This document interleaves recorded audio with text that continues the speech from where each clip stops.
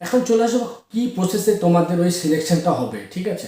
অবশ্যই সেটা কাট অফের উপর ডিপেন্ড করে, হ্যাঁ। বাট যেহেতু এখনও আমাদের বিএসসিতে দেখলাম যে মার্কস দেয়নি, কে কত পেয়েছে সেই মার্কসগুলো দেয়নি, বা কাট অফ কার কত এসেছে সেটাও দেয়নি, হ্যাঁ। তো এর থেকে বোঝা খুবই মুশকিল যে কিভাবে সিলেকশন হতে চলেছে। বাট আমার যেটা মনে হয় সেটা হচ্ছে যে প্রথম দিন এবং দ্বিতীয় দিন, হ্যাঁ, টোটাল তিনটে 6টা শিফটে তোমাদের হচ্ছে কি এক্সাম হয়েছিল। আমার যেহেতু কোনো শিফটে হার্ড হয়েছিল, কোনো শিফটে ইজি হয়েছিল কোশ্চেন, তো আমার মনে হচ্ছে শিফট ওয়াইজ কিন্তু সিলেকশন হতে চলেছে, হ্যাঁ।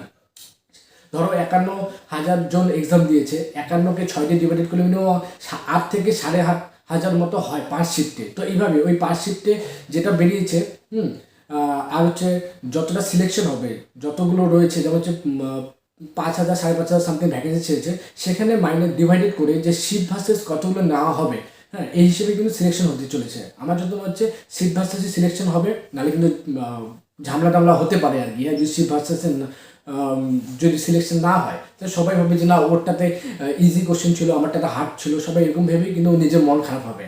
তো সেই জন্য আমার যত মনে হচ্ছে এটা হচ্ছে শিফট ভার্সেসই সিলেকশনটা করছে, হ্যাঁ, বোর্ড থেকে। বাট আমি কনফার্ম না, আমার যেটা মনে হলো সেটাই তোমাদেরকে বললাম। তো এই প্রসেসে তোমাদের সিলেকশন হতে চলেছে, যে যেই শিফটে দিয়েছো সেই শিফটেরই কিন্তু সিলেকশনটা হবে। তার ধরো 8 থেকে 8,500 মতো আমার শিফটে এক্সাম দিয়েছে, হ্যাঁ। তো সেই শিফট থেকে মানে যেটা ধরো 200 জন হচ্ছে বেরোচ্ছে, হ্যাঁ, টোটাল মানে এর মধ্যে থেকে 200 জনকে সিলেক্ট করতে হবে। তো ওখান থেকে ধরো 8,500 যেটা রয়েছে সেখান থেকে 200 জনকে সিলেক্টেড করলো যে এরা ইন্টারভিউর জন্য এলিজিবল। তো এই হিসেবে কিন্তু সিলেকশনটা তোমাদের হতে পারে। তো এই ছিল আজকের এই ভিডিওতে। তোমাদের যদি ভালো লেগে থাকে প্লিজ লাইক, শেয়ার আর সাবস্ক্রাইব করবে, আর আমার এই চ্যানেলটিকে ফলো করে রাখবে, ঠিক আছে। তো চলো দেখা হচ্ছে নেক্সট ভিডিওতে।